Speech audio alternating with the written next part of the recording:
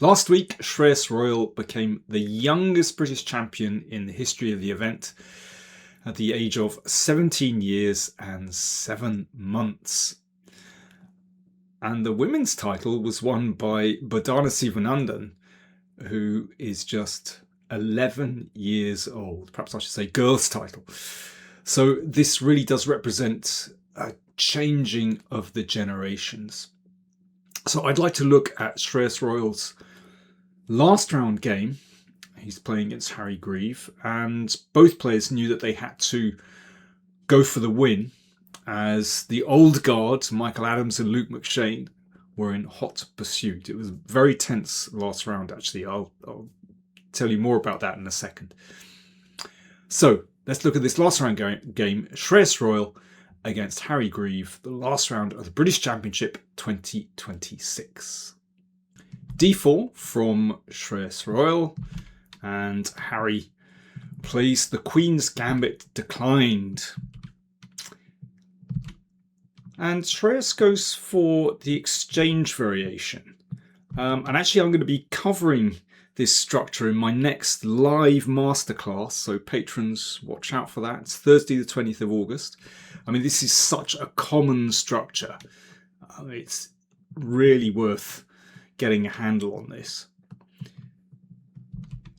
Everything normal so far. So you can see it's a fixed pawn structure, and when you get a fixed pawn structure, or relatively fixed, then that means piece maneuvering dominates the play. So it's very strategic.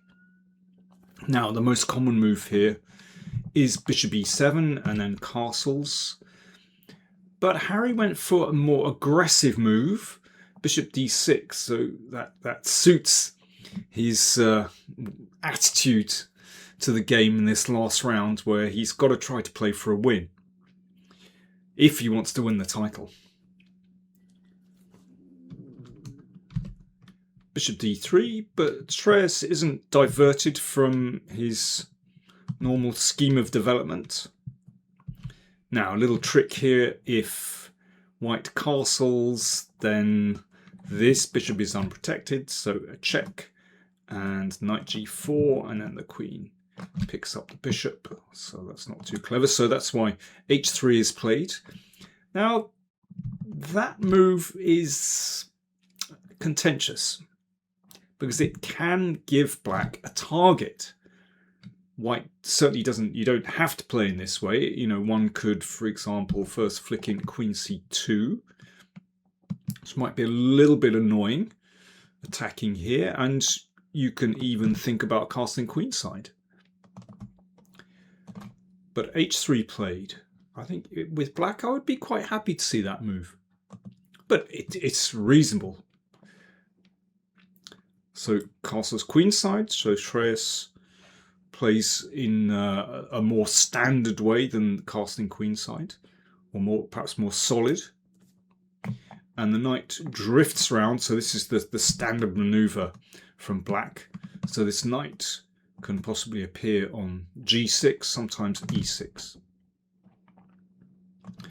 And bishop f4. So again, quite a solid continuation, not wanting to persist with this pin, but I suppose the knight is coming to g6, and then it's going to be possible to drive the bishop away, or win the bishop for knight. It forced an exchange of bishop for knight. So bishop f4 played. Now knight e6 was played. I mean, I think there are two possible ways for black to try to get some initiative on the king side, which is basically where black really wants to be playing. One is to play knight g6, and after this exchange the knight comes to h4. Now I really like the knight on this square, particularly when there's a pawn on h3. You're looking at g2, and it can make that h3 pawn more vulnerable, and sometimes sacrifices here. But knight e6 is also very tempting, so that kind of induces this exchange, and black is actually very happy to exchange those bishops. You know, I'm used to playing this position on the black side, and the queen sits on a very safe square on d6 and can sometimes shift to the king side. So I think so far, Harry, I think, has had a good opening, and here's why he played the knight to e6, because, again, he's looking at that pawn on h3, and sacrifices are already in the air. And that knight also looks at the outpost on e4. But Shreyas had a bit of a think here, 16 minutes over rook b1. He must have been concerned about potential sacrifices, but ignores it and just going for the standard minority attack. So this is actually quite a big moment in the game where black has to decide on a middle game strategy. So you could play a5 here just to forestall white's advance. That's possible. You could even sacrifice on h3. It's not so stupid, actually, because white's queen is a long way from the king side, and go for this. Now, white can defend, but you know, black does have some initiative here. I mean, for the record, the computer thinks that white's okay there, but it's not simple. But Harry, after 11 and a half minutes thought, went for h5. And this is very reasonable, to plant the pawn on h4, gain space, and later on, you know, could be very useful for cramping white's king. And, well, you never know, g5, g4 might come at some stage. b4, so having put the knight on f4, which certainly discourages any sacrifice on h3, so that's a very solid move. And now Shreyas is ready to go for this standard minority attack. So white wants to play the pawn to b5, and that breaks up black's pawns and will give white a target. Now again, a bit of a crossroads for black. It's possible just to delay this advance, and if a4, then if white goes for b5, then there are various things that black can try there. I mean, knight e6 is a very solid move just to get rid of this knight. Or if the knight retreats, then the knight will come back to g5. Or after an exchange. So this allows b5, but for example, this is possible. That's a very interesting way for black to play. And, well, protected passed pawn, you play down the c-file.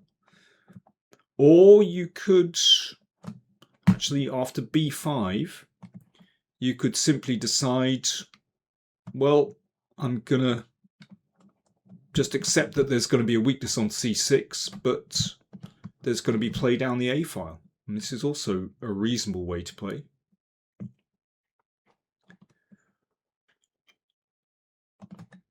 Or you could simply say, okay, I'm going to allow b5, but then just play down the c-file, like this. And that bishop kind of holds things together.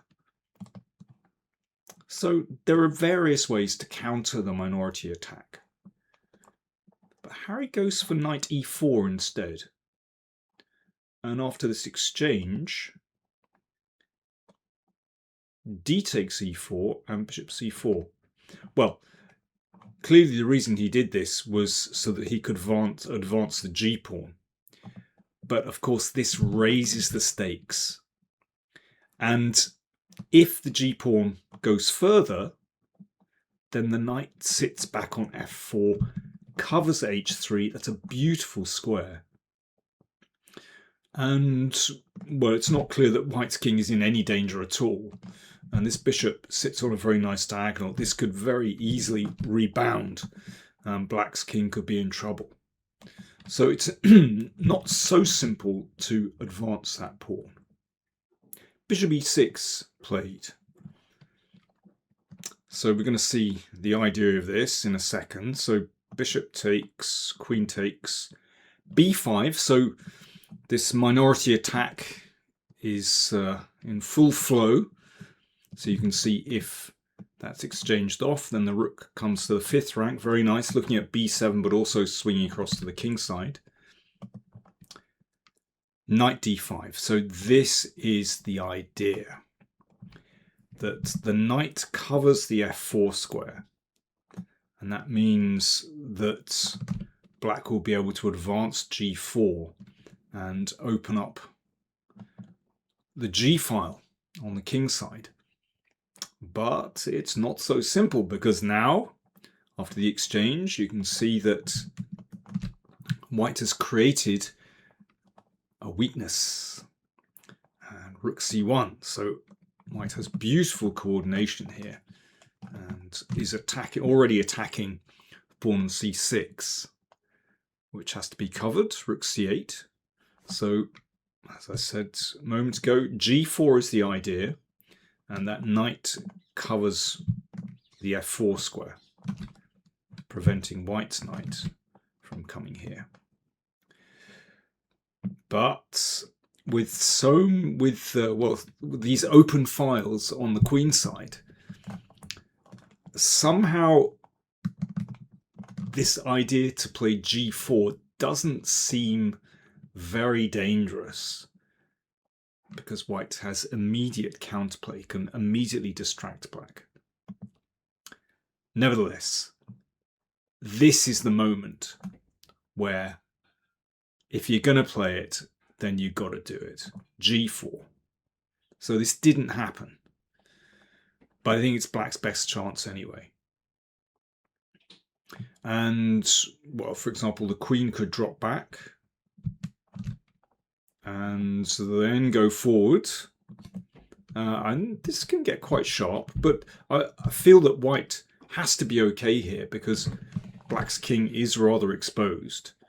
And, you know, there's always counterplay on the queen side, basically. Black is always distracted. Or one could take and play the queen over. And again, it just feels like white should be okay here. There doesn't seem to be any particular danger. But nevertheless, this is probably enough for black to equalize the position.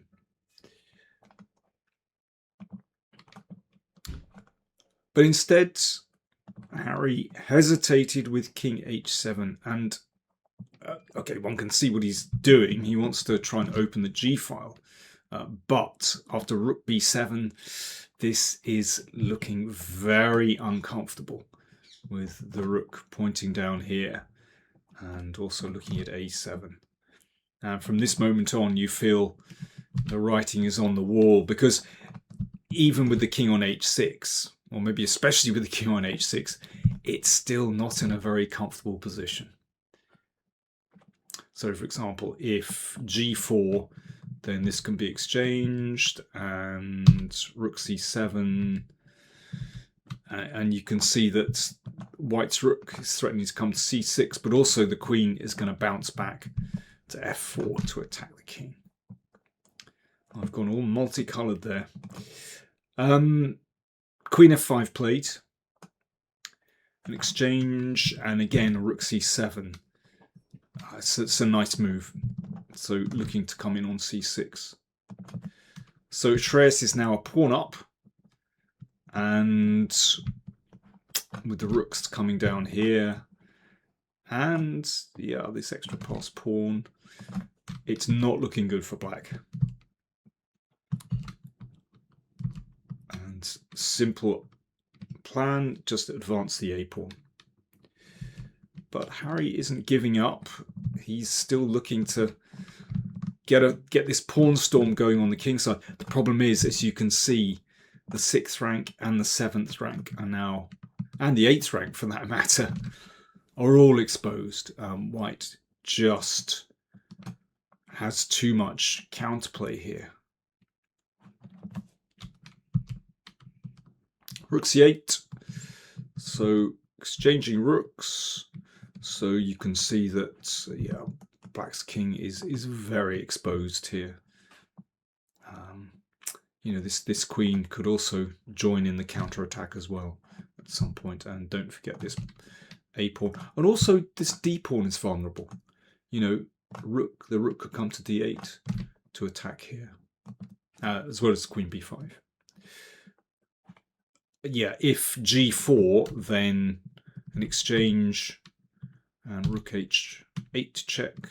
This one is vulnerable, and if here, then queen b5. This looks really nasty, and the queen looks like it can enter into the position. So yes, nice idea to storm with the pawns, but actually Black has too much play. White has too much play. So rook c6. Last try, really. Trying to get in on the first rank. Of course, a rook exchange. So Black is still looking to get some counterplay here, because the king is a little bit cramped, and then a check here. But queen b2 stops the check. And queen a3, so nice bit of precision. So the queen still covers c1 and threatens to advance the pawn, push the pawn down. Queen b7, looking to check on b1, but queen a2, that's nice steps by the queen. So covering b1, but also looking at d5 and also supporting the pawn. And by this stage, it really is hopeless. If check here, then just g3, and the king is safe. g4, and an exchange. And if pawn takes, then queen takes d5, check. See, the king is never safe. King takes g4, queen takes d5 anyway. And now the queen is having fun. The other end of the board.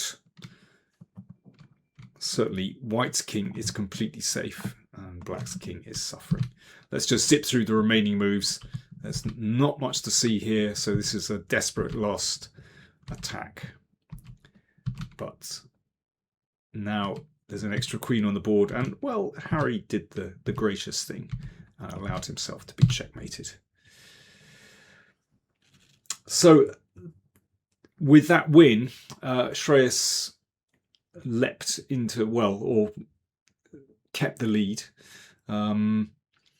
He was joint first going into the final round. Michael Adams and Luke McShane both won their final round games. So final scores were 7.5 out of 9 for Shreyas. Luke McShane, Michael Adams on 7 points. That win for Shreyas, I think, was very important for him. His results have been a little bit inconsistent of late, and he wasn't actually selected for the England team going for the Olympiad. So that must have come as a bit of a knock for him, but I think this will give him a lot of confidence moving forward. And I think his result, over the whole championship was he played very consistently. He had a very strong field. He defeated Luke McShane. Let's just check his final results. Yeah, he defeated Luke McShane, drew with Michael Adams, also defeated Supratit Banerjee, who's another rising star. So yeah, he had and beat Peter Wells as well. He had a strong field, and he played really solidly, grinding out games, played quite long games on the whole. So this was, and particularly this last round, actually, I think was a real test of nerve. So he did extremely well. We're going to be hearing more from him in the future, and also from Badana too.